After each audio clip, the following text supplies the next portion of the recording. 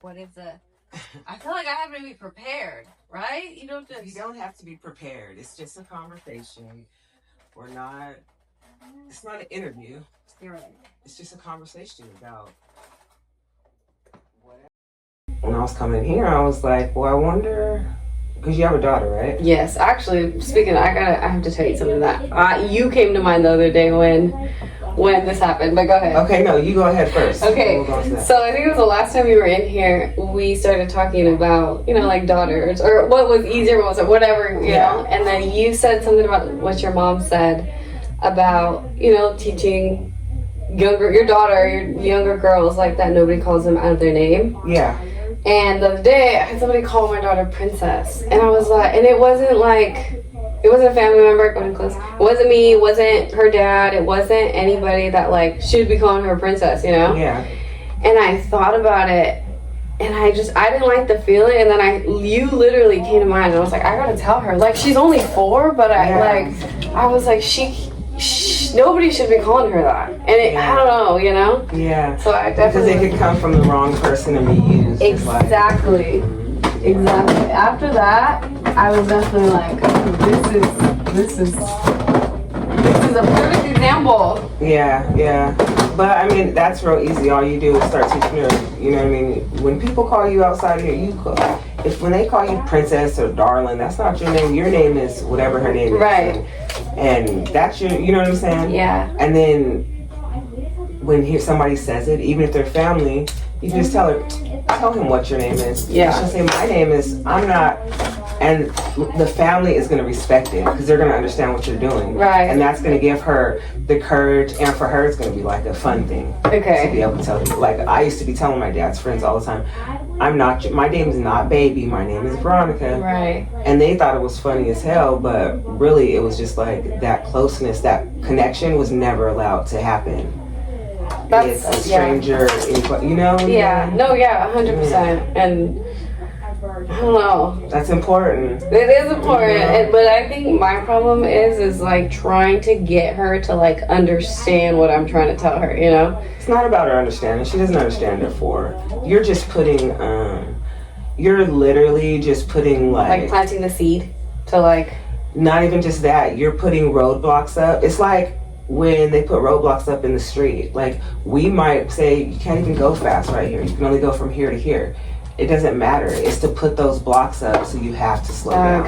Okay. So you're literally I didn't understand at 4 why I was saying that. All I knew is that my name is this, and my dad said, you call me my name. Mm-hmm. And every time somebody did it, my dad would say in front of them, her name is not Princess, her name is Veronica. Right. And I would smile, and then that would give me confidence to understand, I didn't understand what I was saying that for. Right. But as I got older, you know what I mean? Yeah, you start to understand. Yeah. Exactly. When you're walking down the street and a man's catcalling you, you don't take that as a form of endearment. Mm-hmm. It's like, that's not my name. When somebody pulls up to honk at you to run outside because they're picking you up, you're like, I'm more than a honk. You come to the door. It just starts that setting of boundaries early for a little girl. Yeah, no, and you're putting it in place. Yeah, okay. And then if her dad follows suit, he'll put it in place even more, because he's not going to want another man trying to get, because he's the only man other than somebody, but I'm just saying he's the only man. My parents used to say, we're the only ones in your life who can tell you something and have nothing to gain by telling you something wrong. Say that again? Your mom and your dad are supposed to be the only ones in your life who, by telling them something wrong, they have nothing to gain. Okay. So you can have an uncle who tells you something wrong, but shit, it might help him financially. He might say, well, I'll help my niece or my nephew on the back end, but this will help my family. Mm-hmm. They might have kids but your parents have no reason, they get no benefit from telling you anything wrong, because it doesn't just over finances. Your parents love you way past that. Right. So when my dad told me that I'm the only man in your life who has nothing to gain by telling you something wrong. Okay. When he told me that, it was he's right. A boyfriend, a teacher, or anybody else could have an ulterior motive. He's the only one who doesn't gain from me being hurt. Mm-hmm. That's true.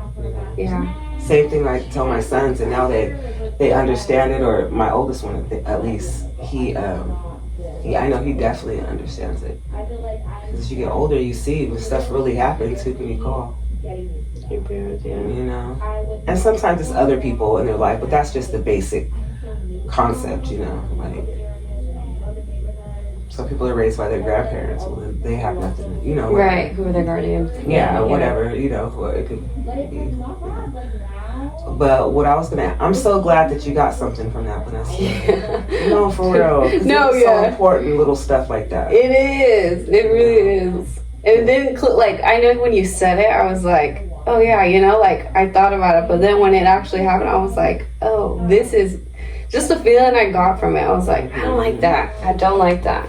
Because that's something that happens that you can't control. Exactly. It's like, what do you do right then? You can't, so you have to prepare for that. It's like, cause that same person called him princess, and then you walk in and she's sitting on his lap. Yeah. Well, she's that comfortable because he's been using those terms that are also used with people she loves. Yes. Exactly. You know what I mean? Exactly. So it's like, So when you already tell your kids, you don't sit on no man's lap unless it's your daddy, or you don't do, and you know what I mean? Then you don't have, not to say things can't happen, but you already set those boundaries where they know it's okay to stand up to yourself for yourself against anybody. You know? Yeah. I love that. I don't have a girl, but I love that. Because I would be like that with my girl. I would be so on it. Also, if you've ever like, so what I want to ask you, your experience with like I don't even know if it would be called like jealousy or just like trauma behind mother-daughter relationships. Not saying it's personally you, but just like hearing about it or whatever.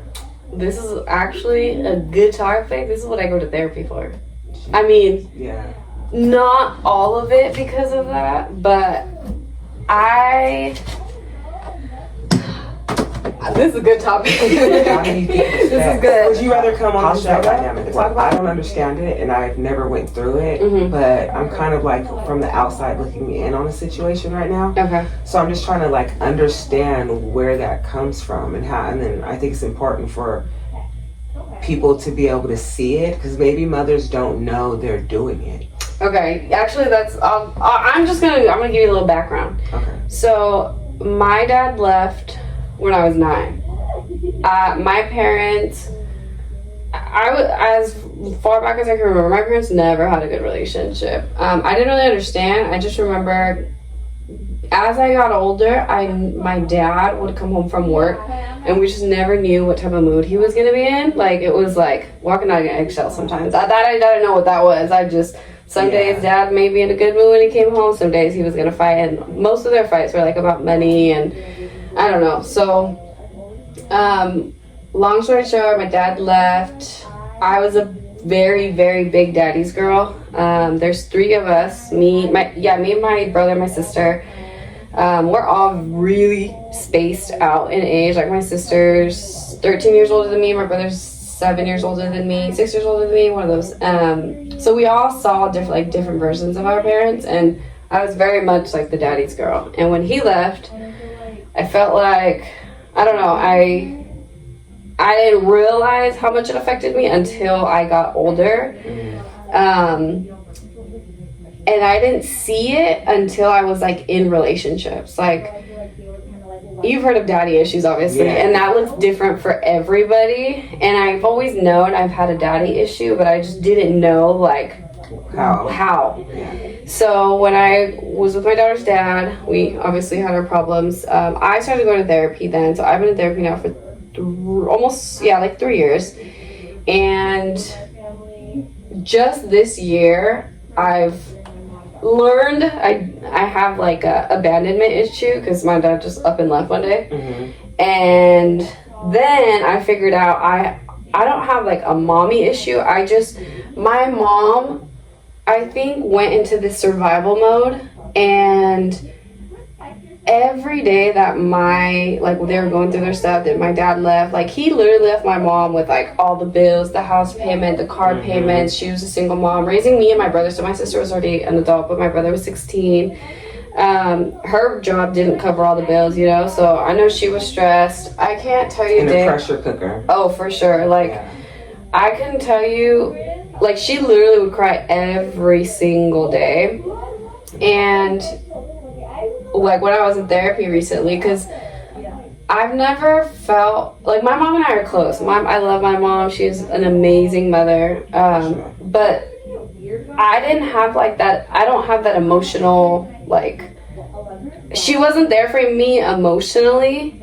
And so now I feel like I messed up there because she wasn't there for me when my dad left. I don't think she knew how to be, and like she was in a survival mode, you know? Like, I do not blame her, but I feel like it affected me now that I don't have like that closeness to her. I remember one time one of my best friends, her and her mom are so freaking close. I remember she did something bad and she was like, dang, I gotta tell my mom, like, I'm gonna tell my mom. And I was like, isn't she gonna be mad? And she's like, well, yeah, but she'll understand. And like, that was like something I couldn't do with my mom. Like, it was like, I was afraid to tell her certain things because I knew she was gonna be mad, you know? Like, just that, I don't know, that closeness. But there's no understanding with that. I'm mad and I'm your mom. Right. Yeah. And so I think when I saw that with like my best friend and her mom, I was like, dang, like whenever I have a daughter, like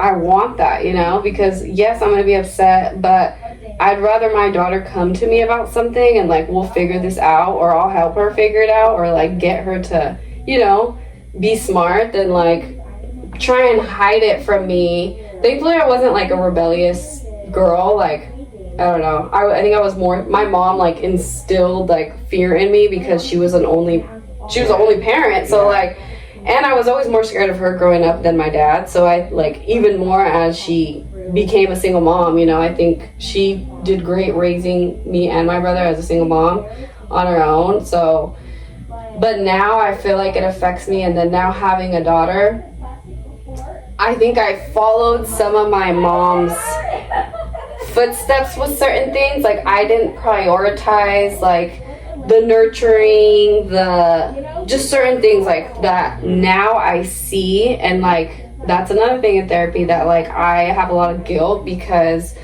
I prioritized like work because I was like, when my daughter's dad, you know, went through what he went through, I prioritized work, and I knew I had my mom to help me out to like watch my daughter. I wasn't like partying or doing anything. I just didn't want to get behind on bills. I wanted to get ahead. I wanted to just personally, you feel like you could have been more present. Yes, and because I'm never gonna get those times back, you know, with her being so small.